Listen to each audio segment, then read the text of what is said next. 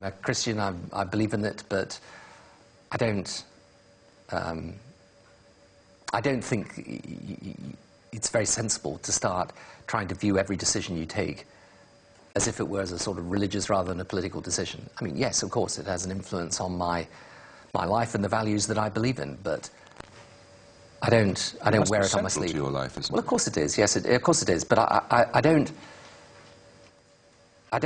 like it, to be honest, when politicians make a big thing of their religious beliefs. So I don't make a big thing of it. No, I'm just trying to explore the sort of chap you are, really, Prime Minister, with respect. And the question of your religious conviction is very important. I mean, is it... Of course it is, yes. Is that what makes you... It doesn't inform every political decision I make in a very narrow way. Well, of course look, I'm a person, an individual with a character, and part of my character is about what I believe in, and part of my beliefs, obviously, is a religious conviction. I simply hesitate whenever I get drawn into this territory, because I found over time that it either leads to people misunderstanding the basis upon which you're taking decisions, or it leads to people trying to colonize God or religion for one particular political position. I make no claims to that at all.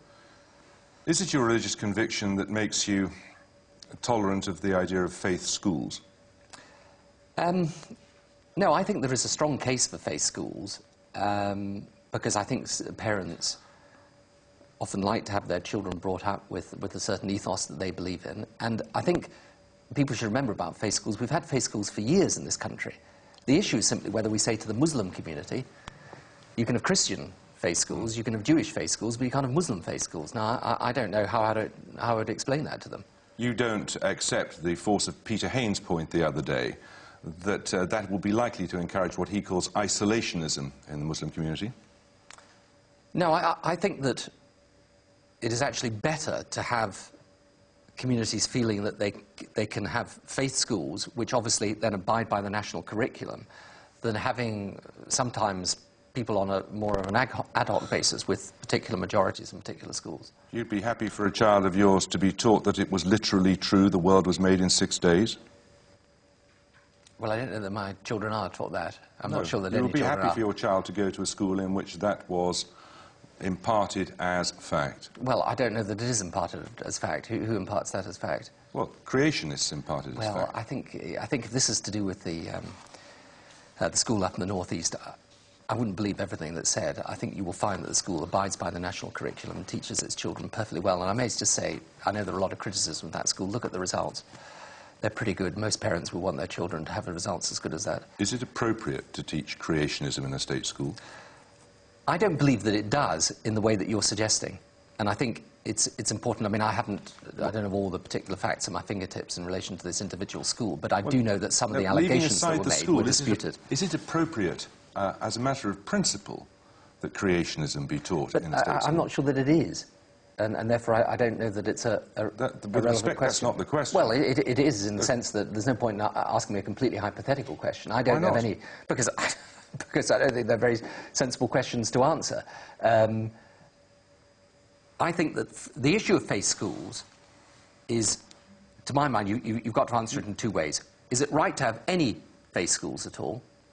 Well, I personally believe that it is, that it's a right for people, if they want, to have their children brought up in a certain way, and Catholic or Church of England schools have a certain ethos in those schools. Right, that's the first question. But some people will say, no, there shouldn't be any faith schools allowed at all. The second question is, if you should have faith schools, or if you permit faith schools, is it right to tell the Muslim community that they're the one community that can't have such schools? If there is a moral element to your philosophy and to your actions in government, how is it justifiable to make poor people even poorer by, as in the case of parents with misbehaving children, taking away their child benefit? First of all, this isn't directed at poor people. It would be directed at those that were falling down on their duty of responsibility for their own children.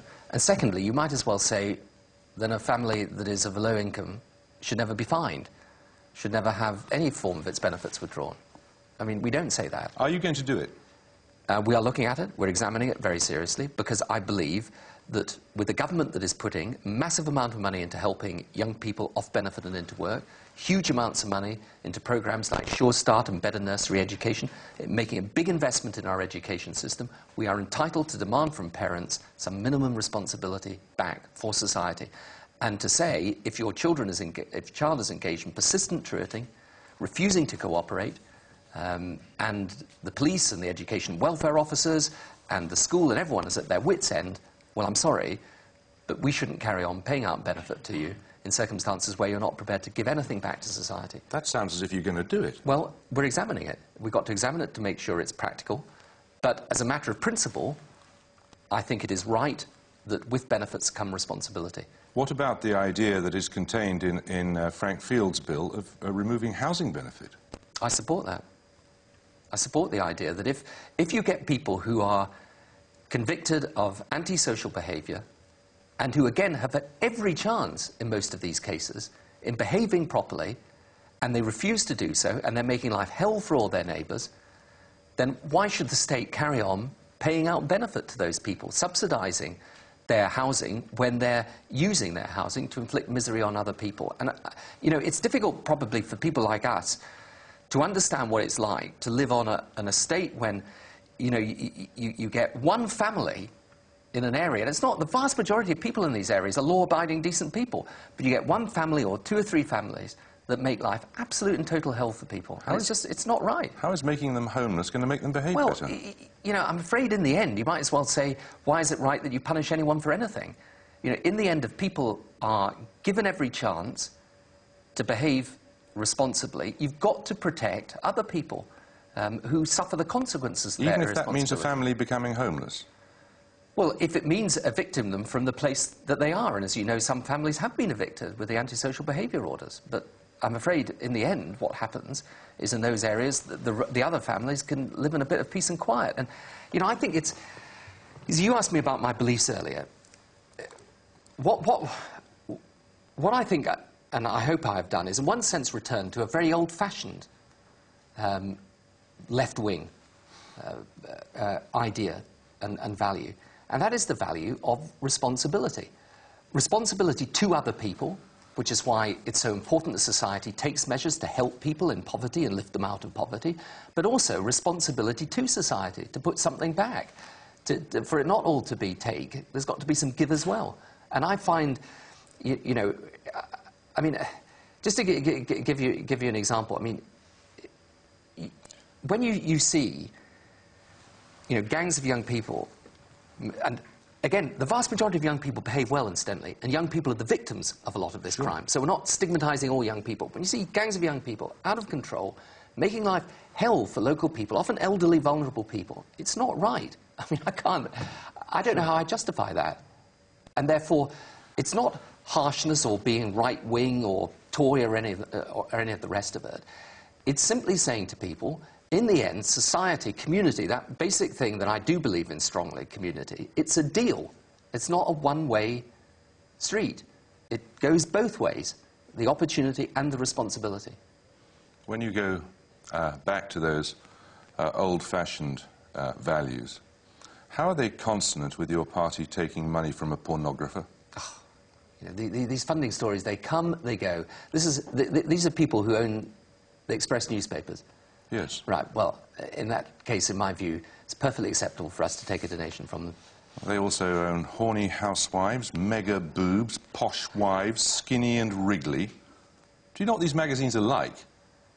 No, I don't, but I do know that if someone is able and fit and proper to own one of the major newspaper groups in the country, then there's no reason why we shouldn't accept donations from them. And the only difference between us as a political party and what went before is that all the donations are made openly, and so that every single thing about party funding is for the first time out in the open. But you wouldn't take money, I take it, from a tobacco manufacturer, but you would take it from a pornographer.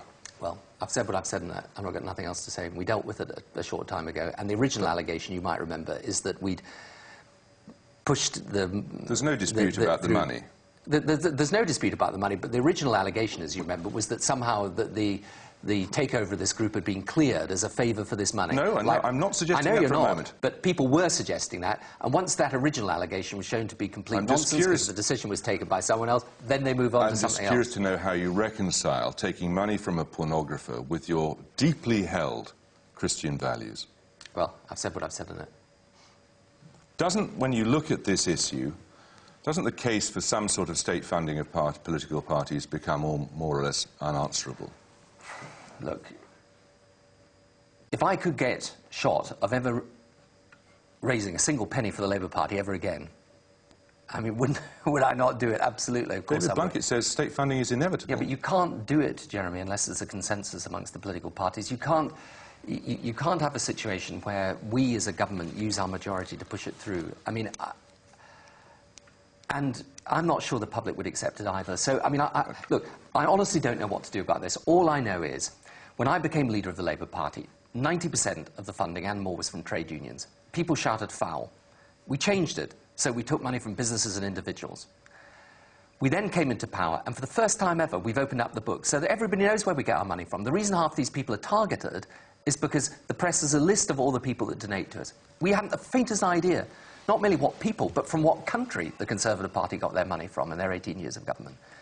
All we've had is grief from that as well. Can we move to a different system? Again, I honestly don't know.